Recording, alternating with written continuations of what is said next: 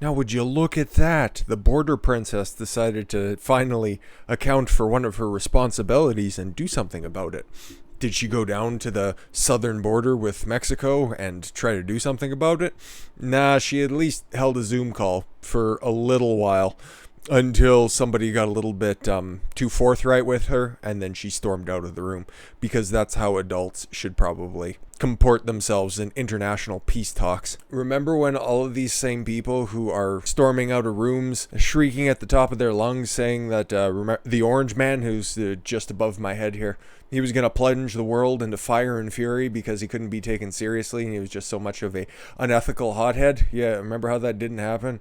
And I can't think of a single instance, not a single meeting, feel free to correct me if I am wrong on this one, of him ever getting up and storming out of a room. But we knew everything from him wanting 2 scoops of ice cream to having a button on his desk that delivered him a Diet Coke or something. Meanwhile, the only place that's reporting on this, at least what I'll see about it, is the semi-reliable Gateway Pundit. But I found this very funny, so we're going to go ahead and cover it. Border Czar, I prefer Border Princess. Kamala Harris got up and walked out of first meeting with Mexican President on border security. Obrador accuses Biden administration of orchestrating a coup. I already love one president much more than the other. And that's, yeah, definitely how you want to conduct yourself. The people who will be your peers in just a few more months, I'd imagine. And I could remember, too, yeah, at the end of the Trump administration. Like it said here, it was well known that Mexican President Andres Manuel Lopez Obrador and Donald Trump had a tremendous working relationship. Yeah, after the first guy was like, we're not paying for that fucking wall. I love that clip. Great clip. Obrador helped Trump hold illegal aliens in the country before their trial in the United States, and Trump rewarded Obrador in Mexico with strong border policy. Those days are very, very, very, very far in the rearview mirror. Today, under the Biden-Harris administration, the U.S. border is wide open, baby. Wide open as Kamala. And the Mexican president is not pleased with the way the Biden administration is assisting cartel leaders in Mexico with their insane policies. I don't know, man. If you don't like it, you can just go ahead and ask us for some money and we'll make sure to drop it off in the middle of the night. On Friday, Lopez Obrador accused the Biden administration of orchestrating a coup against his administration. Wow. According to ABC, much has changed. The attitude of the Mexican president, Manuel Lopez Obrador, towards the White House after the departure of Donald Trump at his first major meeting with the U.S. Vice President. It's probably because he's just a sexist, am I right, guys?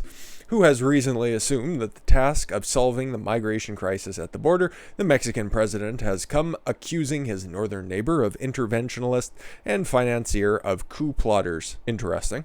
In which he had the rudeness of communicating to Kamala Harris that she was not going to stay for the entire meeting, held virtually by the pandemic, for other commitments. Even so, in the face-to-face, Lopez Obrador has said, let's seek understanding, don't fight. Yeah, can we work on this diplomatically? Gotta go! What did she have to leave for? To stand at the bottom of the steps just in case Biden takes another tumble? Like, what the fuck? Mexico has sent a diplomatic note asking the United States to suspend funding for an anti-corruption group critical of the government, President Obrador said on Friday.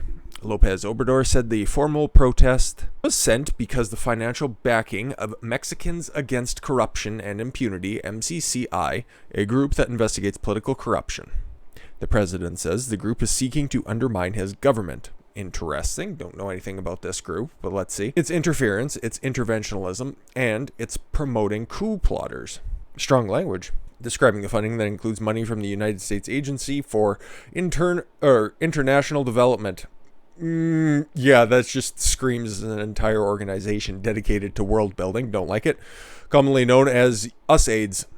Sure, I know it's US aid, but UAIDs is so much better. As an affront to Mexico's sovereignty. Well, I guess if you just attempt to empty out the entire country, it'll just be empty. So you can go ahead and claim it as the 51st or 52nd state, whatever you want to be after DC or maybe Canada, who knows. The Mexican president was later asked if he believed the United States government was seeking to remove him from office, and he responded that he did not believe that was the case. But he's a little bit suspicious about their funding habits, and if you just look around the world, there are plenty of different programs for different regimes that are at least a touch questionable. This guy was just seeking for an answer, but just like everybody else in the Biden administration, you're never going to get a straight answer from them. They'll make sure and either demean you or circle back before delivering that to you. And this is going to be one of those things that's definitely going to come back and bite them in the ass, because this isn't the fucking turn of the century where you had steamships coming over from God knows where, full of immigrants trying to seek a better life. This is not that time anymore. These are people fleeing their shitty nations in order to fill up border towns, border cities, or if you're lucky enough to get on one of Biden's planes to be flown into the interior to set up your little favelas, democratically funded, of course, so that you'll just, be able to live in squalor in some little city as long as you vote blue no matter who for the rest of your life. And this is going to come back and bite them in the ass, the Democrats I'm speaking about, because they are doing literally nothing about something that is becoming much more important to Hispanic demographics. You've seen everything that happened in Florida in the previous election, in 2020's presidential election, how the vast majority of Venezuelan, Cuban immigrants ended up voting Republican because the Democrat Party is not at all what they were told was. Okay, they've shifted so far to the left that the guy who they were told was racist 4 years ago ends up looking like the most sensible person on the ticket. Okay, and it's especially apparent now what's going to be happening down at the border, because there were a bunch of different border counties themselves that for Hillary Clinton went sizably blue in 2016, but then they ended up flipping this election in Texas. And Florida, we've seen this phenomenon happen, but nowhere else. That's weird, huh? Really gets the noggin jogging. Can't go much deeper on that. But as you can see here, there is a little story. It's quite interesting and shows a lot of promise for the great state of Texas, who I'm never short of praise on because they've been doing a bunch of great stuff lately. And I think that this is going to be one of those things that's only going to start carrying more weight the more and more the Democrats, the White House, the Biden-Harris administration, the longer they keep dragging their feet on this and then try to reclaim the losses. Once again, another demographic, that shifted more in favor of Republicans and Trump during the previous election, were the amount of blacks that ended up voting Republican, probably for the first time in a generation. So they're trying to focus with that pandering critical race theory, which will, once that gets properly uncovered as the racist, bigoted policy that it is, they're going to end up losing that, and then banging on about trans rights and letting some freak athletes go and compete in the 2022, or rather this year's, I forgot we're going to have back-to-back Olympic years apparently. No, in the Tokyo Olympics, where there's going to be some fucking ma'am competing in the powerlifting or women's powerlifting division, and that'll be a fucking hoot. They can continue to bang on and try to appeal to a fraction of the population, try to capitalize on mental illness. But it's things that the stereotypically, or rather traditionally, Democratic voting blocs, the minorities out there, really don't appreciate. Conservatives definitely don't appreciate it as well. And if we got to view the world through the lens of race, which I'm not a big fan of, I think that it's disgusting and dehumanizing. If we got to view it through the left's lens on this for the minute, those critical race theory ideas, illegal immigration, LGBTQ plus whatever rights, all of those things, that's not what they're all about, okay? They are socially some of the most conservative people out there. When you take away the political terms on that, and that's how they answer all surveys, that's how they answer all the polls, they're very pro-life, pro-God, pro-gun, very pro-American values. And it's really, really tough, thanks to years and decades and generations of propaganda, that one side is for them and the other side is just blithering racist. Even though, just a cursory glance through history, now at this point we're all just kind of settled on the fact that yes, Democrats drafted and enforced the Jim Crow laws. They were the party who was on the losing side of the Civil War. They're the party, the Democrats are the party of the KKK. So what kind of a moral footing do they have to stand on? Orange man bad.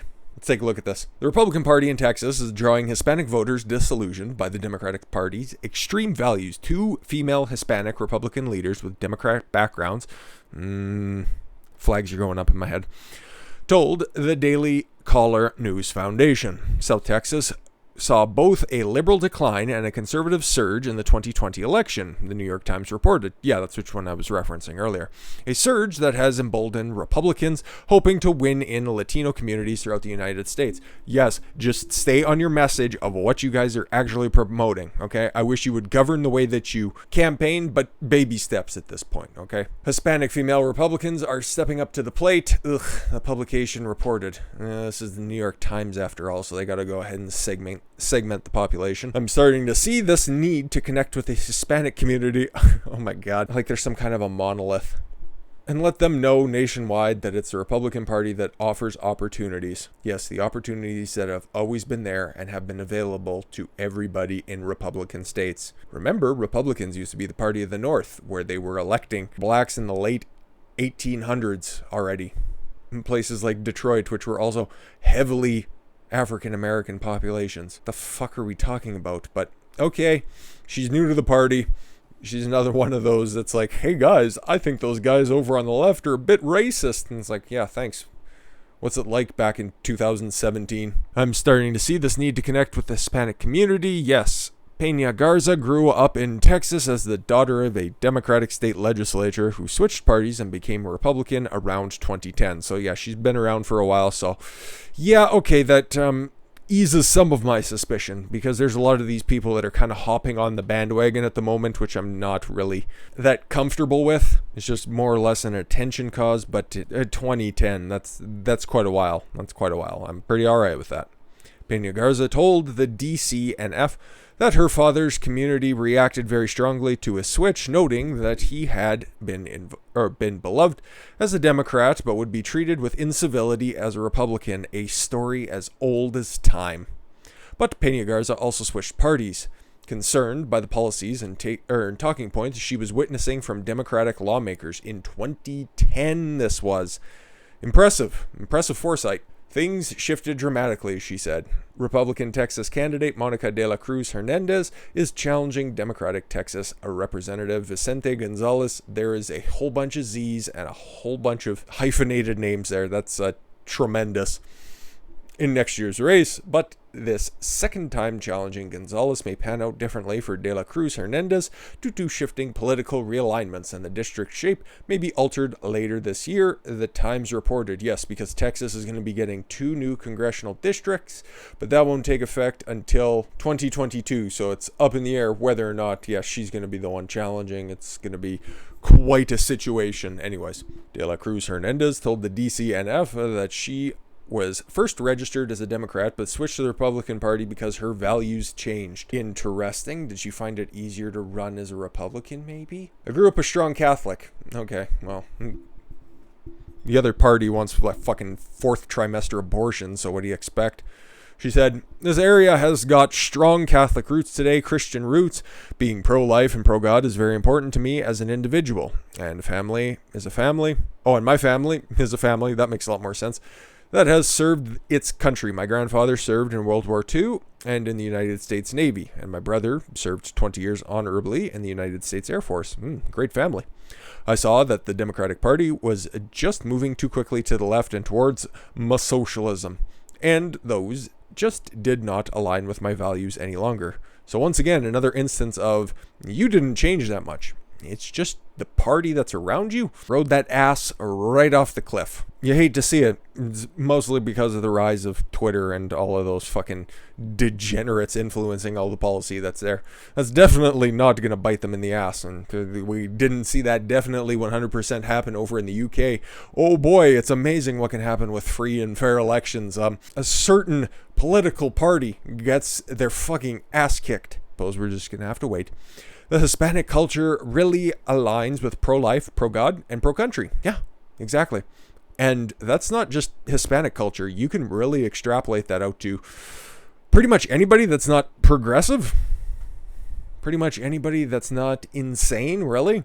So you could say black culture really aligns with pro-life, pro-God, and pro-country. Very much so. Irish culture really aligns with pro-life, God, country. Yes. Really, we could do this all day. But like she says here, those are the values of the Republican Party. Democrats simply have just gone too far to the left and towards socialism. Okay. Thing is, they've always been trending towards what you currently characterize as socialism. It's just mostly been under a different guise. They've been trying to push these ideas far before I was born, far before she was born.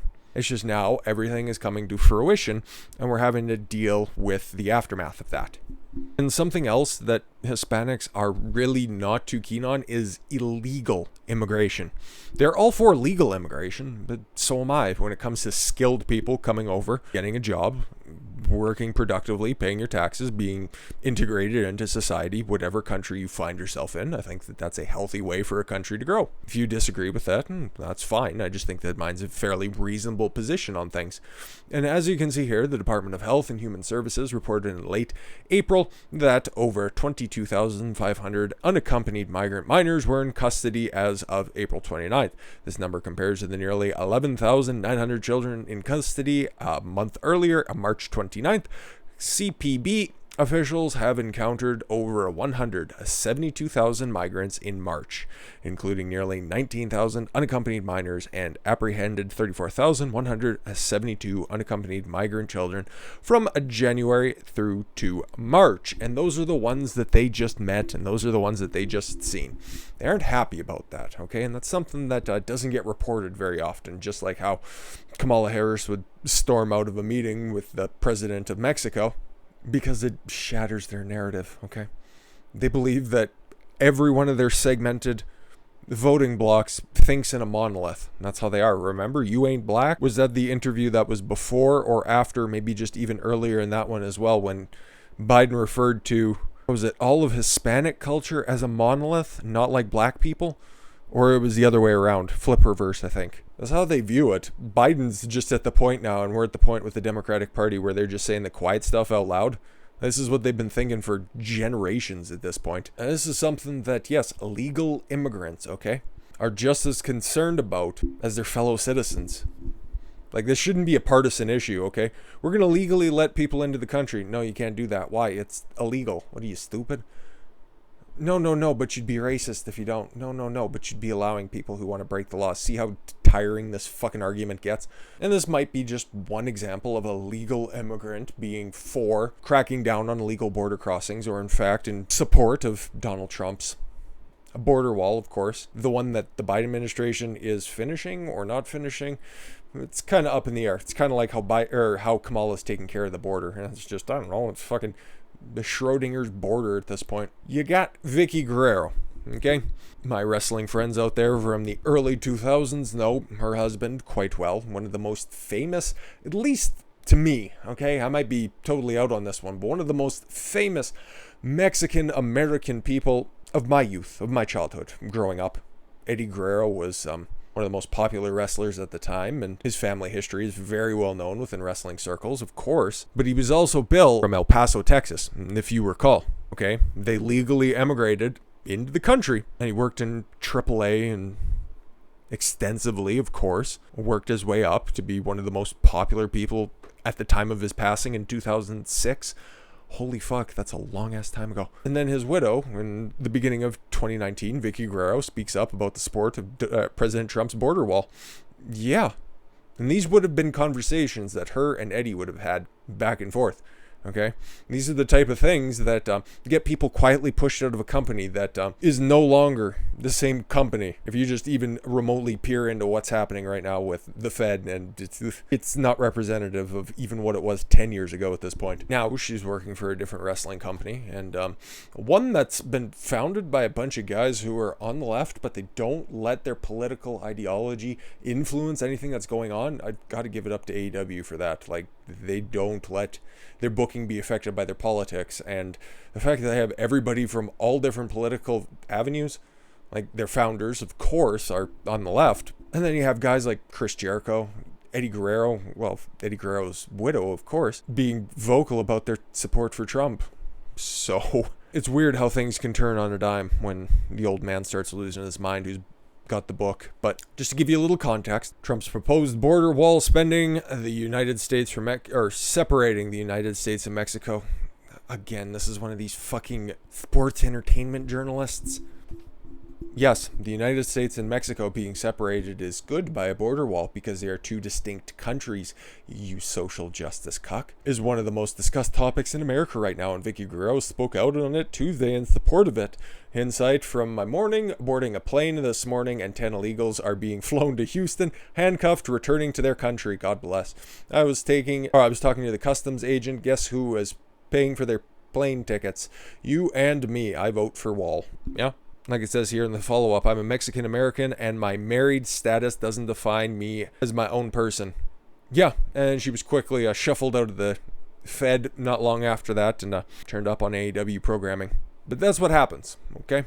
You get examples like this. They don't get a whole lot of coverage because they run counter to the people holding the microphones. Just because the people that are crossing the border look like you doesn't mean you have to support them, okay? Just because kids who might look like me want to shoot up a school doesn't mean I'm going to support them for that or just try to explain away any excuse that they could have. Imagine this fucking wild and crazy idea. People are individuals. People just want to be left alone. And that's what the Republican Party needs to capitalize on, okay? Take a look at the dissatisfaction of what's happening at the border right now, how terribly it's being run. When those mega rallies start back up again for Trump, it's supposed to be happening this month. I don't know. No movement on it so far. He needs to start hammering that horrible response that's happening at the border because far too often does this major topic slip right under the rug. I wasn't even aware of the numbers that were up here. That's the horrifying numbers to see. The fact that they eclipsed the March numbers is impressive. Those are about the only numbers that are going up under the Biden administration. That necessarily shouldn't be a fucking feather in that old man's cap, but it looks at least a little bit more organic than those goddamn hair plugs. It looked like they were fired in by a Nerf rocket. Anyways, we got to talk about Disney and the collapse that's going on over there because I mentioned it earlier, critical race theory. A lot of people don't like it. When it's getting unmasked, it's highly unpopular, but it's happening at the biggest media conglomeration right now, and it's, ooh boy, is it not landing well, just like a unscripted Biden speech. That's how the description of it's going right now. A lot of stammering, a lot of stuttering, and then a lot of wandering away from the podium. I thank you all very much for the gift of your time. I've been Don Consuelo. I want you to follow your gut and get after it. Take care, everyone.